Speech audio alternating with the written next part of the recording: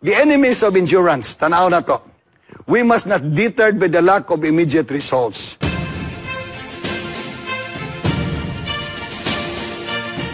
And tonight, we will be talking about the survival of the fittest, of which endurance required as the theme of our activities or our discussion this week.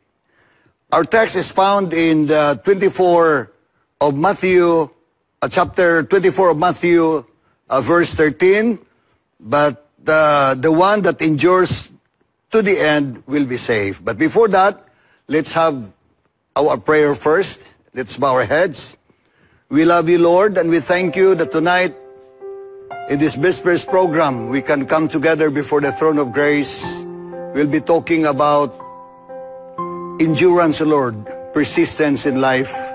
We pray for wisdom. We pray for proper understanding, that we may understand your will for each one of us.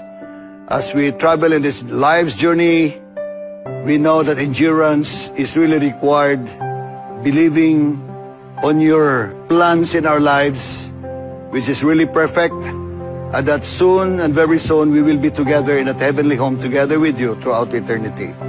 Bless us now, open our understanding. In Jesus' name we pray. Amen. Nining kagabion mga kaigsunan, as I have said, that we will talk about the survival of the fittest. All of us in this life is surviving. We have a lot of challenges. We are facing the situation of the world where there is economic problem or economic challenges or financial challenges. We have also political challenges, instability. So we have here, tonight, we will talk about how we can endure with these challenging situations that we are in. To many people, did not realize that the same qualities that we know about to be successful in this life, nga makita sa Biblia mga kaigsunan, kung ikaw maayo nga nagaalagad sa Ginoo, nga nagatuo sa balaang kasulatan, ikaw sab o kita sab, mahimong successful sa atong mga pagginawi matag-adlaw sa unsa mang nato nga mga negosyo, trabaho nga atong pagabuhaton. That is how the Bible is really telling us that we can be successful in this life as long as we have God first in our lives. So the teachings of the Bible can make a person, by the way, person's life successful in every sphere. So dili ita mabalaka mga kaigsunan, as long as we have God as our leader, as our guide, then the foundation is very clear and concrete, and that our journey in this life is very sure. But here, tanaw na to igsoon, we are commanded to endure actually. In the parable of the sower, some good seeds actually fell on the rocky ground. But here, we can say that Jesus is clearly telling us that some do not really endure in cultivating the grace of God in their hearts, in their lives. Kayong uban, gahi kayo og siguro kasing-kasing nga wa gyud kasabot sa grasya ug kaluoy nga pakita sa Dios matag tao nining kalibutan ng mga kaigsunan. Kitang tao, matag tao, nakasala kita kay no one is perfect in this world. Pero nakanindot nga Christ came into this planet Earth, then whosoever believeth in Him, kinsa mutuo kaniya, o niya mag-aalagad, mo acceptar kaniya personal manliliwas, magpubutismo, no?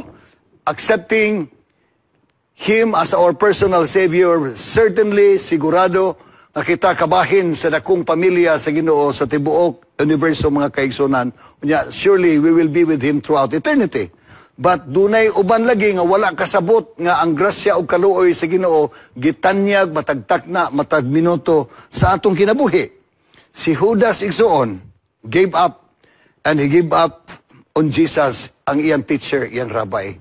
Okay, so even Apostle Paul, it says, I have fought a good fight, henceforth there is laid up for me a crown of righteousness, which the Lord shall give me at that day. Siya okay lang, bisag unse mga panghitabo sa kong kinabuhi, Nakanindot ni Paul, mga kaigsunan, after being, at first being persecutor, paguman siya na converter, nga ang Dios nga iyang gi-persecute kanito, o ang mga katawhan nga, mga followers of Jesus Christ, nasabtan niya nga si Kristo di ang tinuod yun nga alagaro nato, nga mo'y buhi nga Dios, nga mo'y naghatag sa ato og kinabuhi, then surely, bisag unsa pang mga pagsulay sa kinabuhi, we have to endure.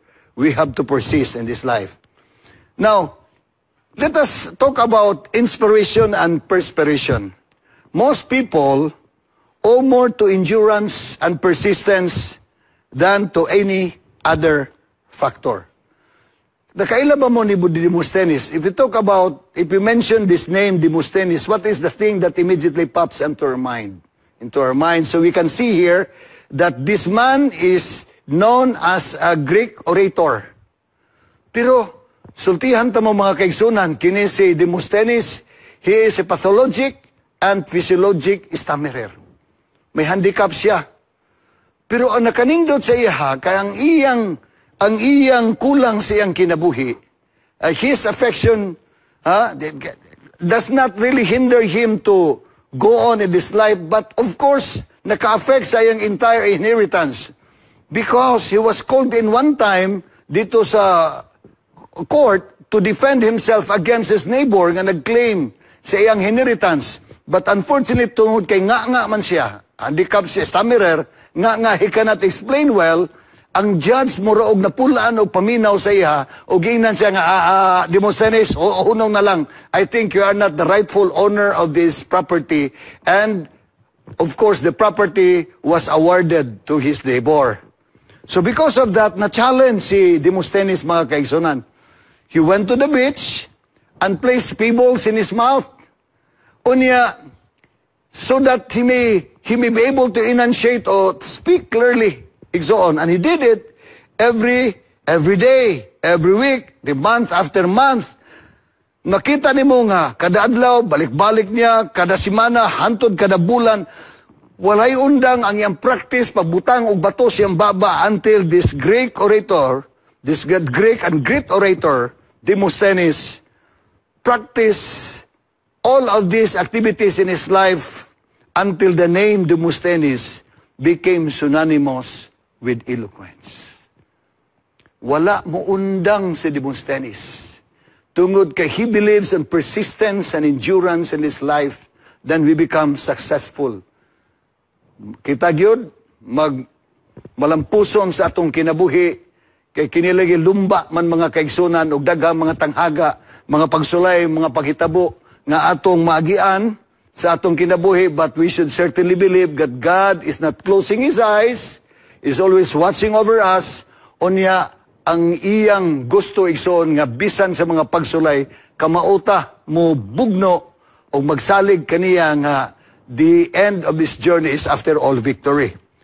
What an endurance, tanaw na to ang atong hisgutan ang kinabuhi ni Demosthenes. Now consider the pyramids in Egypt igsoon.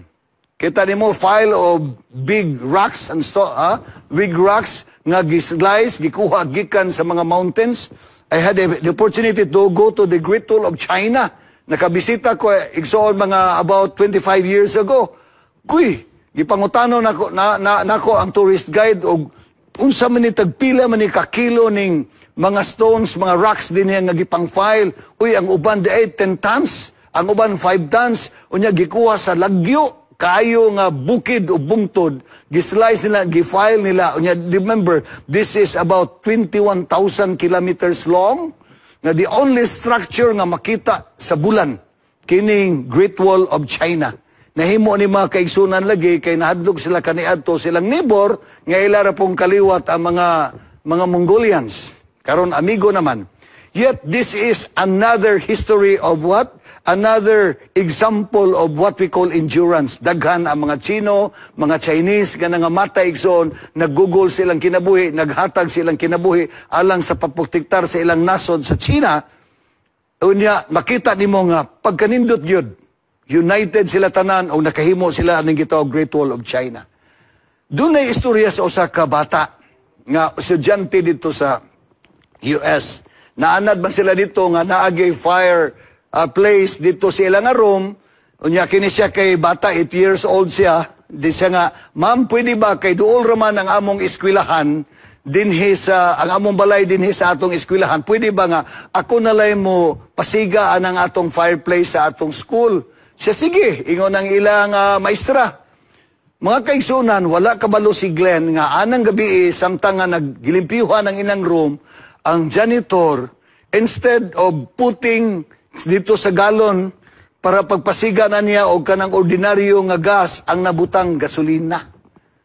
So pagkabuntag, lipay kay si Glenn, ato sayo silang eskwelahan, ug iya kining gibubuan ang fireplace nila para nga muinit ang ilang room, hagoy kining ulbo kini, unyong nakita ni mo igsoon nga, hasta ang bata mga kaigsoon na nasunog siya, apektado ang iyang mga lawas. So you can see here that when the teachers and his classmates arrived, nakita nila nga, here comes Glenn na apektahan, nasunog. Sa one cold morning, someone mistakenly filled that kerosene container og mo na'y naitabo, mga kaigsuonan. So, nasunog yun. Og ning olbo, nakita ni mo nga, ang lawas ni Glenn, halos katunga, o tibuok lawas, nasunog igsoon. And another challenging kanang situation, experience ni Glenn. Kay iya pag yung madungog, nga ang iyang doktor, musulti sa iya nga, multo-sulti siyang mama nga, hala, kining bata ma'am, mura og, siguro di ni ka-survive, basig makripple gini throughout his life.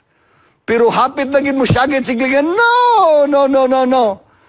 Siya nga, this brave boy didn't want to die and resolved that he would walk. So ang gihimo ni Glenn, mga kaigsuonan, kanunay, kada adlaw, bisan gibawalan sa doktor, mo tindogid siya, o iyang gi-exercise ang iyang mga panit o iyang mga muscles, hangtod nga siya igsoon, mukamang siya kamang, mutindog dayon, mag-exercise, maglakaw-lakaw, hangtod nga nakabalugid siya nga mulakaw.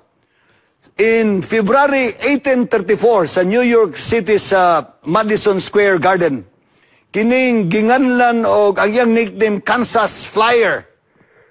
Ning appeal siya igsoon og marathon, this young man who was not expected to survive, kini si Glenn, who would surely never walk and could never hope to run. Unsa may nahitabo. This determined, persistent young man, Dr. Glenn Cunningham, ran the mile in 4 minutes and 8 seconds, the world's fastest indoor miler. Makita ni mo nga kung ang tao magsalig lang man sa Dios o musalig sa kagahom sa Dios nga dunay mirakulo nga may tabo sa tong kinabuhi, bisag unsa pay mga tanghaga o mga pagsulay, we have to endure. Kaya ang atong kinabuhi aning kalibutan na igsoon temporaryo ra gyud. Wala gyud permanente di og maabtan ta nga buhi inigbalik sa Ginoo. Maayo. Pero kasagaran kita mopahulay gid ngadto sa kamatayon o magpaabot sa ikaduhang pagbalik ni Kristo or sa resurrection day. That is the reality of life. But the good thing is while we are still alive and there are circumstances, we are under circumstances, ug unsay mga pagsulay sa kinabuhi, we are ready to survive because we have our God who is our leader, our commander, and our inspiration every day. So makita nimo Glenn, kini siya usa sa mga author sa mga libro sa medisina sa kining internal medicine, si Dr. Glenn Cunningham. So successful nga specialist nga doctor o successful siyang kinabuhi tungod kay wa miundang sa iyang damgo og handom o gipakita niya sa kalibutan hangtod karon. Kini nga istorya og tao gi-immortalize because of the wonderful experience of endurance iyang gipakita igsoon nga life is full of challenges and that we must endure as required in this life and go on, for the Lord is there. Okay? Now, another person, atong hisgutan karon. Og tan-aw na to yung resume mga kaigsonan. In 1831, nagnegosyo ni siya, palpak ang negosyo. Sunod, in 1832, ningdagan siya pagkatigbalaod, no? Siguro congressman. Pildi. 1833, nagnegosyo na pod. gikan sa failed nga business, pag 1833 nagnegosyo na pud, uy napurdoy na pud, inutang ra ba ang iyang kwarta nga gamit og negosyo. 1835 ang iyang dugay na kayo long time sweetheart namatay pagyud. And in 1836 he suffered nervous breakdown tungod sa negosyo na purdoy unya mudagan unta siya nga congressman o tigbabalaod na pildi unya nagnegosyo unya na purdoy na pod unya ang iyang sweetheart namatay murag na nervous breakdown siya may na apektahan ang iyang hunauna mga kaigsonan. Pero in 1838 ning dagan siya kanidaog siya pagka congressman speaker of the house nindaog 1840 napildi na po. Of the defeated Speaker of the House, napildi na siya gihapon. O niya, nindawag dagan na po siya, elektor na po, napildi lang gihapon. Grabe nga, failure sa kinabuhi. In 1843, ning dagan pagka-congressman, napildi lang gihapon. Then, in 1848, ning dagan pagka-congressman, wagin bintagam, napildi lang gihapon. In 1855, ning dagan pagka-senador, okay? Napildi lang gihapon. O niya, in 1856, digdagan pagka Vice President sa ilang nasod mga kaigsunan, napildi lang gihapon. Ya, in 1858, ningdagan pagka Senador, pildi lang gihapon.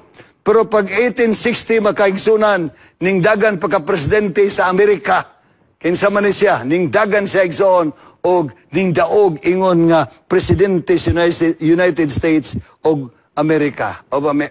So, who is this man? Siya si Abraham Lincoln. He is a man of failures. Pero wala gyud mi undang sa paglahutay sa kinabuhi, mga kaigsunan. Kay while we are still here, the enemy is not happy of our existence. O unya, daghan mga pagsulay sa kinabuhi nga di ta kasabot, dili atong hinimo sa ubang mga tao nga mga sitwasyon. Yet, we should certainly believe that our God is a good God. A God can always perform miracles in our midst, or whatever opportunities that we can have, and certainly believe that our God is a loving God, and He is always working for our own good and welfare, mga kaigsunan. So, mo ni nahitabo ni Abraham Lincoln. And even right now, as I'm talking to you in this Bisfest program, nga ang iyang ngalan is always being immortalized because of the spirit of endurance and persistence nga naa iyang gipossess iyang kinabuhi. The enemies of endurance, tanaw na to. We must not deterred by the lack of immediate results. Kung doon natin mga handom sa kinabuhi, doon natin mga planos kinabuhi, ang uban ka nato siguro gusto gyud nga ang ilang kaminyo nindot o makakita sila nindot o buutan nga bana o buutan nga asawa, pero doon naman di magita, we cannot really find a perfect person in this life, in this place, but nearest to our ideal na mga kaigsunan. Wala po'y eskwelahan sa pagkamaayo nga bana o sa pagkamaayo nga asawa. Wag yun. All must learn every day sa atong inadlaw nga pagkinabuhi ngon nga managtiayon. So kung dunay mga resulta sa atong gustong handom sa kinabuhi nga dili perfecto, we must not stop there. Kay the problem sa 99% is the difficulty of lack of endurance. Uban muundang na. Kay wag yun kaabot sa 100%. Doon ay istorya nga mantala ni Mr. Henry Drummond nga doon ako na usa ka tawo dito sa Amerika, Estados Unidos, nga nag-spend about 1/2 of his life, no? Unya, kini nga tao, naggasto pa gyud og about $150,000 para nga mga kalot og gold, no? So kita nimo dinhi nga sige siya og kalot igsoon, and he drilled about a mile deep. Laom na kay sa nga tanan, sobra so sa kilometro kalaom, but he was frustrated. Can you imagine, nag-spend kag about $150,000.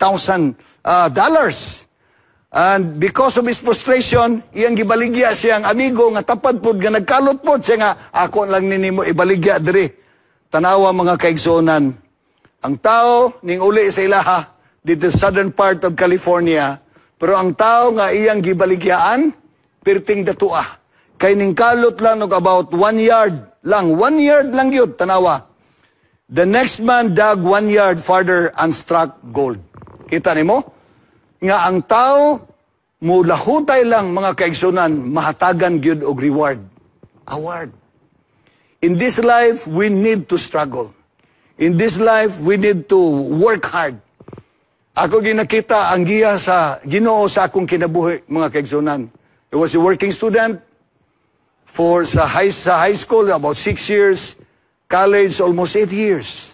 But we have to endure all the challenges in life because God is telling us to endure.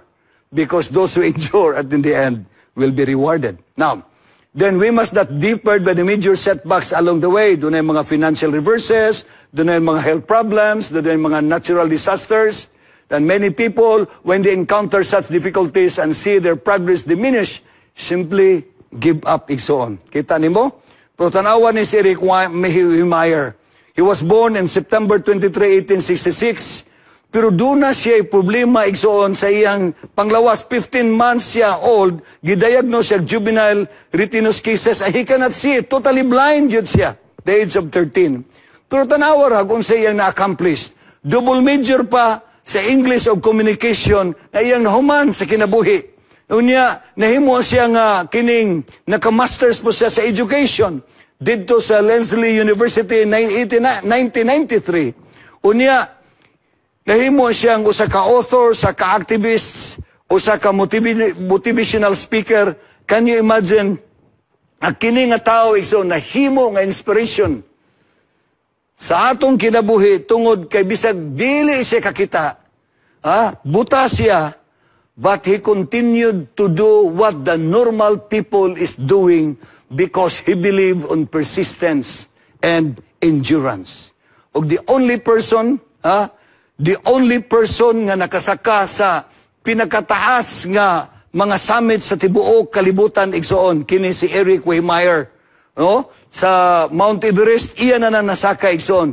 And he completed all of this in September 2002. Usa ka buta, dili ka kita, pero successful nga tao. Kita kompleto og lawas, kompleto og parte sa lawas, may mata, kompleto og tiil kamot. Pero usahay makuyawan ta, mupadayon sa atong kinabuhi aning kalibutanan. No, we have a God who is our great God, the creator of this vast universe. O niya ang atong kaaway nga Satanas pildi na dito sa Kalbaryo sa cross, we need not to fear about him. Now, kini si William Carey igsoon missionaries ni sa didto sa gikan sa London paingon didto sa India. Og siya gyud ang instrumento mga kaigsunan pag-translate sa Bible into to Indian language. Pero for 7 years wala gid siya gipangutana siya og asa man ang imong mga kuan, asa man ang imong mga interest, asa prospects kay lisod man kaniadto god. Musulti ka mahitungod sa Ginoo lahi man ang relihiyon nga iyang nga murag common dito dapita sa India mga kaigsunan. But you see, ingon siya nga pag-receive niya sa letter siya nga unsa may naong sa imong mga prospects siya nga he replied that the prospects were as bright as the promises of God. Kay ngano man kay iyang gitranslate ang Bible to the local language. Ning adto lang sa merkado kay naiyang gipalit pagbalik niya na sunog after 7 years of labor nga ang iyang hinimo mga kaigsunan for 7 years nawala, but he stayed there and endured, and you can see a lot of Christians also in that part of the globe because everybody has the opportunity to learn more about our living God, our great God. Kinipod kining tawhana si David Livingstone. One Sunday, he stood in the pulpit to deliver his very first sermon. Kaya uban mga kaigsunan, katawan ta.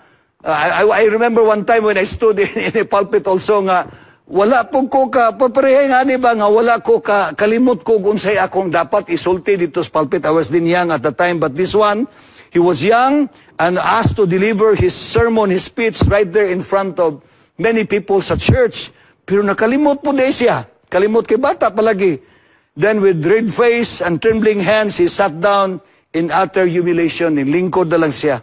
Pero kini nga tao, wala ning give up. And he came back and tried again and became a good preacher. and went to Africa and became the best known missionary sa Africa, mga kaigsunan, si David Livingstone. Pag-abot na mo sa Nairobi, Kenya, one time nakatumik Africa, uy, namin kita na mo dito nga murag estatwa, kisa man siya dako kayo nga usa ka musunggok sa white man, uy, David Livingstone. Ato ka to sa Uganda, makita po nimo dito mga structure sa mga tao nga dunay dako nga kahulugan among Christians nga mo ay nagdala sa maayong balita kanila mahitungod sa Ginoo nga ni siya si David Livingstone. So, kung dunay mga tao nga mo discourage sa tuwagson, let us not stop there. Continue to do what is legally right and morally right and believe that God is there. He is not closing His eyes and always looking at us for the best result of our work in our hands. Without fear, He is there. He is there for us. Okay, kung doon yung mga tao lagi nga mukatawa sa atong himuon, tungod kay tanaw nila nga murag dili maayo, dili insakto igsoon atong manaway sila, sige lang, padayon, don't quit because others laugh, but we have to endure and the last laugh must be ours. Kay kaniadto, doon ay mga bata pareha nako nga magkatawa sila nga, anong nag-working man ko nga bata pa man ko? Pero doon na may oportunidad, kaniadto, nag-working ako, tig Lampaso, tig Limpios Casillas, Hantod College, tig Limpios Casillas. Yet the Lord is good and kind enough that those experiences will teach us to what? To endure in this life. Give us humility and courage to go on in this life. Kaya ang Diyos nga atong agaranan is really buhi. He is a living God and ever willing to what? To help us and even assist us in our journey in this life. So in conclusion, makita na mo to, nga bisan si Kristo mismo, from the desert to Calvary, the storm of Satan's wrath beat upon Christ.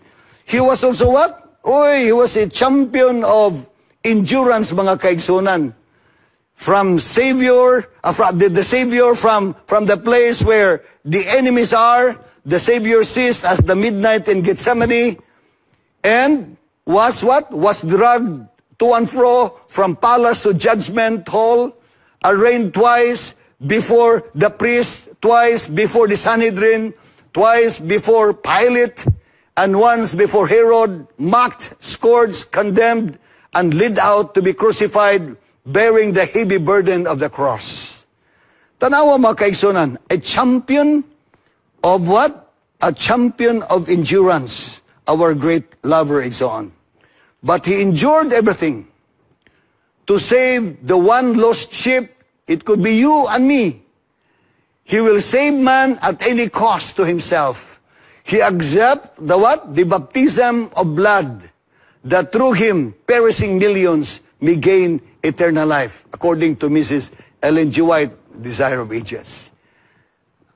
Ang Diyos mismo, siyang kinabuhi, nga tagiya, aning tibok, kalibutan, tibok, universo, have endured all the sufferings and pains in His life, challenges in His life, because He knows that the Father in heaven is there, watching over Him, and that He knows that with all these sacrifices is even enough, more than enough, to save all sinners, so that we may have a hope in this life, nga ang bayad sa sala, nga atong gihimo pagsupak sa mga balaod nun, mga kaigsunan, is to have somebody in this life to save us from the condemnation of sin, nga nahimong sin offering for all of us, so that we may have life.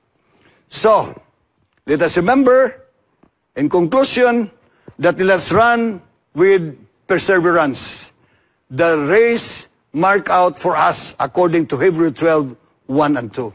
One time, doon na sa kababay, mga kaigsunan nga diduol sa kapastor nga pastor, murag gilaaya naman ko diri pastor sa ato nga simbahan, kaysa every time mga agsimba ko, kaniadto sa bago pa ko nga nag-alaga dinhi, murag ang mga tao di man maminaw, og dunay magwali, dunay maghimo diha og mga pagpadasig, magsige magtanaw silang cellphone, unya dili man sila maminaw, unya dunay mga tao nga magsige lang og istorya sa luyo, magsige og istorya og mga tao, murag na diskuryo gid siya. Yan siya nga, mubiya na ko diri pastor sa akong pagsimba. Inko, pagkaluoy gyud nga tao. Pagkaluoy nga babae. Si anak, sa dili pa ka, sumala sa istorya, sa dili pa ka mugawas din kining atagan ta ka og baso, unya, kining nga baso, puno ni sa tubig. Unya, kining tanawag yun nga, ang baso, dili mayabo ang tubig puno ni siya, dili mo kibo, kay tanaw ni mo, og unsay resulta niya, musuroy ka din tibuok, dinhi sa atong church, suroy. So, ning suroy siya, sa tibuok church mga kaigsunan, unya, pag human niyang suroy, iyang gihatag sa pastor ang usa ka baso nga tubig niya. Unsa may resulta siya nga, pastor, nagpasalamat jud ko nga wala gyud nayabi ang nayabo ang tubig nga nasa baso kay ako gingitan-aw pastor ang nagbantay gyud ko nga dili gid siya mayabo. Nya unsa may nakita nimo samtang ka naglibot-libot sa simbahan nagdala ning baso siya? Wala pastor, wa ko'y nakita, nga akong nakita ang baso ra gyud nga dili unta mayabo ning tubig. Say ngana sister. Ingana sister nga nining dapita bisan kini balay sa Dios dunay mga tao, mga ato mga kaigsunan nga dunay mga kaluyuhon sama sab nato nga nakinahanglan sa ato mga pagampo og kaluoy og atong kanang pag-amuma sa pagpagsabot. O ato silang iampo nga kung ana ilang kaluyuhon, we have to what? Help them to endure in this life and be sincere about their relationship with our dear God. So fixing our eyes on Jesus only. So, sama sa usa ka babae, nagtutok lamang sa tubig, uway nakita niya sa palibot mga kaigsunan. Munay, kini importante kay ni sa atong pagpangalagad sa Ginoo, regardless of some of us, or regardless of our religious affiliation, but we need to endure. Nga mulahutay kita mga kaigsunan, sa atong papangalagad, we have to follow what the Bible says, ug unsay gisulti sa Biblia. Unya, we have to be obedient of God's command that we can see here nga we have to focus our eyes on Jesus only para nga di ta matintal og tan-aw sa atong palibot nga ang kalayuhon susama sab nato na kinanglan og grasya og kaluoy sa Ginoo. Insya fixing our eyes on Jesus, the pioneer and perfecter of faith, for the joy set before him, he endured, he endured the cross, scorning its shame, and sat down at the right hand on the throne of God. Pagkanindot, no? Nga, we have to fix our eyes according to St. Paul. And you can see that endurance, the topic tonight, is very important that we need to endure as we have already studied. Kaganiha, ug unsay mga basic example sa kinabuhi nga mga tao nga parihasab nato, nga dunay mga kaluyahon. Pero uban kanila, dili kakita, kulang sa kamot, yet successful silang kinabuhi because they have endured in this life. So may God bless us all. And of course, God grant us such endurance to you and to me, and believing that God is here for all of us, happy indeed to see us, and giving us hope and spirit of endurance until we reach into our heavenly journey. We will be together as kapuso, kapatid, kapaglaom, together as one family.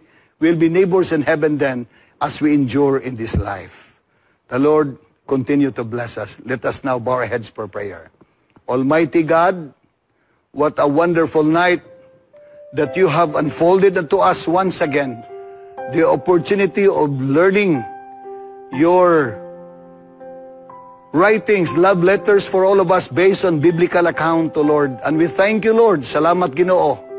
Nga imo sang gipakita ang mga ehemplo sa mga tao nga sama sab namo dunay mga kaluyahon. Nga nagalahutay silang kinabuhi, nagapadayon sa pag-alagad, nagapadayon sa paghimo sa normal nga gimbuhaton sa kinabuhi, pero nahimong successful nga mga tao tungod kay sila nagmalahutayon.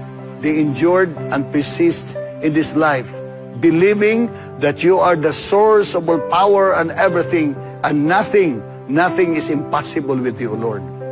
As we finish up this prayer, we raise our voices into your throne of grace, that as we ponder upon the messages of persistence and endurance here, that he that endureth until the end, according to our text, will be saved in thy great kingdom.